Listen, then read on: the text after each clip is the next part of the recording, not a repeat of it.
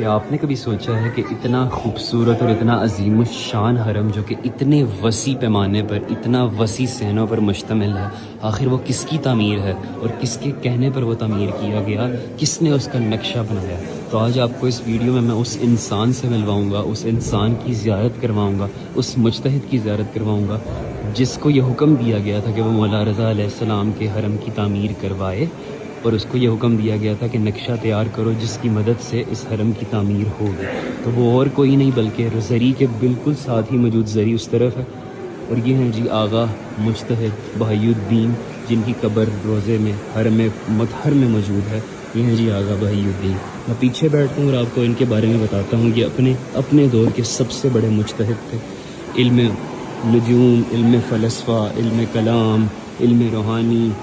اور یہاں تک کہ یہ اپنے دور کے سائنسدان مانے جاتے تھے، اور ان کو ہی حکم دیا گیا تھا تعمیر کا۔ اور جیسے ہی روزے کی اور حرم کی تعمیر شروع ہوئی تھی، یہ دیکھیں جی آپ، اسی حرم میں ان کی اپنی بھی قبر ہے جس حرم کو انہوں نے خود تعمیر کروایا۔ اور جیسے ہی حرم کی تعمیر شروع ہوئی، ان کو کسی وجہ سے خراساں اور مشہد سے باہر جانا پڑ گیا، اور یہ مزدوروں کو یہ تاکید کر کے گئے کہ مرکزی دروازہ جو کہ حرم کا ہے صحن شفا والا، اس دروازے کو نہیں بنایا جائے گا، کیونکہ یہ علم روحانی، علم جنات اور علم عدد کے ماہر تھے۔ انہوں نے یہ سوچ رکھا تھا کہ اس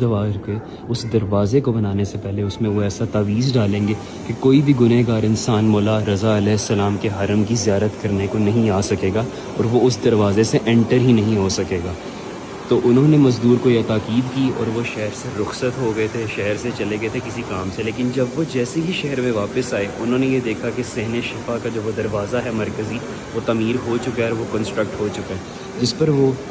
بہت ہی غصہ ہوئے، اور بہت ہی غصے میں آ کر مزدور سے یہ پوچھا کہ تم نے کس کی اجازت سے یہ کام کیا جبکہ میں تمہیں یہ منع کر کے گیا تھا؟ تو مزدوروں نے یہ بتایا کہ ہمیں بادشاہ نے یہ حکم دیا تھا کہ اس دروازے کی تعمیر کو جاری رکھو اور روزے کی تعمیر کو بھی جاری رکھو، اور ہوا بھی ایسا ہی۔ اب کیا ہوا، آغا جو تھے مجتہد بہی الدین، یہ بادشاہ کے پاس گئے، اور بادشاہ سے جا کے خفا ہوئے کہ جب آپ نے مجھے ایک ذمہ داری دی ہے تو آپ اس میں عمل دخل کیوں کر رہے ہیں؟ مجھے اپنے لحاظ سے اس حرم کی تعمیر کرنے دیجیے۔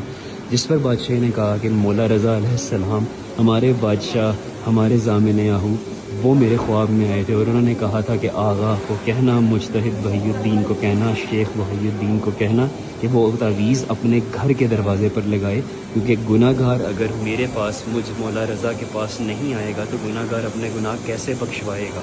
تو یہی ہوا جی، وہ تعویذ وہاں پر نہیں لگایا گیا، اور وہ آج تک صحن شفا سے ہر گناہ گار انٹر ہوتا ہے اور مولا رضا سے اپنے گناہ بخشواتا ہے۔ تو یہ ہیں جی آقا بہی الدین، جنہوں نے یہ ساری کاوش کی، جن کے تھرو یہ سارا حرم بنا، اور جنہوں نے نقشہ تیار کیا تھا اس خوبصورت